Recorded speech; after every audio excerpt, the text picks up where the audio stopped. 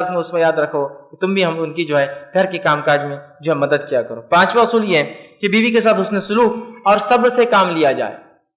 بیوی کے ساتھ حسن سلوک اور صبر سے کام، میں اس لیے کہہ رہا ہوں اس لیے کہ نبی اکرم صلی اللہ علیہ وسلم فرماتے، حدیث کے الفاظ صحیح مسلم کی روایت ہے، عورت جو ہے پسلی سے پیدا کی گئی، آدم علیہ السلام کی پسلی سے اللہ نے جو ہے حوا علیہ السلام کی پیدائش کی، تو کہا عورت جو ہے پسلی سے پیدا کی گئی ہے، بس اگر تو اس سے فائدہ اٹھانا چاہتا ہے تو اس کی کجی کے ساتھ اس سے فائدہ اٹھا، اس کے ٹیڑھے پن کے ساتھ اس سے فائدہ اٹھا، یہ ایسی رہیں گی تیرے ساتھ، اس کے ٹیڑھے پن کے ساتھ فائدہ اٹھا، اس لیے کہ اگر تو اسے سیدھا کرنے کی کوشش کریں گا تو اسے توڑ بیٹھیں گا، اور یہاں توڑنے سے مراد تو اسے طلاق دے بیٹھیں گا، وہ تیرے ساتھ نہیں رہ پائیں گے۔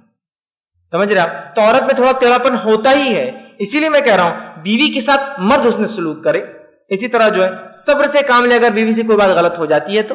یہ نہیں کہ آپ جو ہے بالکل کہیں گے میں آیا تو اسٹیپ نمبر 1 گھر کا دروازہ کھلا ہونا، اسٹیپ نمبر 2 میرے کو ایک سے زیادہ بیل مارنے کی ضرورت نہیں، اسٹیپ نمبر 3 آتے میرے جوتے اٹھائیں، اسٹیپ نمبر 4، ایسا نہیں ہو سکتا ہے،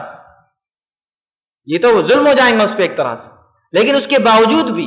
بیویوں میں، عورتوں میں تھوڑی سی کمی ہوتی ہے، ان میں کجی ہوتی ہے، تھوڑا ٹیڑھا پن ہوتا ہے، بات نہیں سمجھ میں آتی ہے، بات جو ہے اس میں جو ہے سمجھ میں کمی ہوتی ہے کبھی کبھار، تو یہاں مرد کے لیے ضروری ہے کہ وہ صبر کرے، اور خاموخواہ اگر وہ بہت زیادہ سیدھا کرنے کے چکر میں جائیں گا تو بہت ممکن ہے کہ وہ جو ہے اپنے آپ کو اس سے الگ کر بیٹھیں گا اور دونوں میں طلاق ہو جائیں گی۔ مستند احمد کی روایت ہے، نبی اکرم صلی اللہ علیہ وسلم شوہروں کو حکم دیتے ہیں اپنی بیوی سے سلوک کرنے کے بارے میں، کہتے ہیں اکمل المؤمنین ایمانا احسنهم خلقا، کہ ایمان میں جو ہے